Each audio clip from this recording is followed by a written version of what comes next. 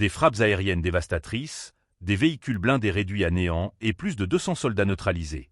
C'est le bilan avancé par le ministère de la Défense à l'issue d'une opération militaire menée dans la région de Koursk, à la frontière avec l'Ukraine. Un hélicoptère d'attaque K-52M, fleuron de l'aviation russe, a joué un rôle clé en lançant une frappe chirurgicale contre des cibles ennemies. N'oubliez pas de vous abonner pour suivre toutes nos analyses et partager cette vidéo. Pensez-vous que cette puissance aérienne pourrait inverser la dynamique sur le front? Selon le ministère, l'hélicoptère K-52M, surnommé Alligator pour ses capacités redoutables, faisait partie d'un groupe tactique mixte. Lors de cette mission, il a utilisé des missiles aéroportés de haute précision pour neutraliser des forces ennemies et leurs équipements blindés.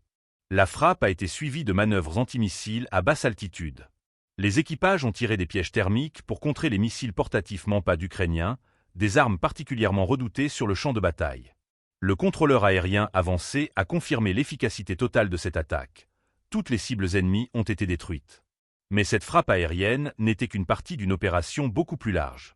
Les troupes russes affirment avoir repoussé pas moins de 8 vagues successives d'attaques ukrainiennes dans les secteurs stratégiques de Cherkasskaya, Konopelka et Ulanok. Le bilan humain et matériel pour les forces ukrainiennes serait particulièrement lourd. Plus de 200 soldats neutralisés et environ 50 pièces d'équipement militaire détruites.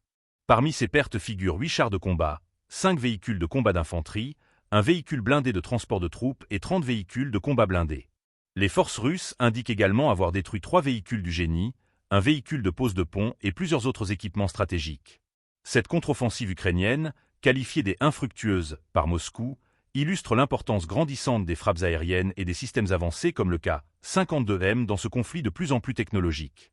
Ce modèle d'hélicoptère, équipé de systèmes de ciblage avancés et capable d'effectuer des manœuvres complexes à basse altitude, est devenu une arme clé dans l'arsenal russe.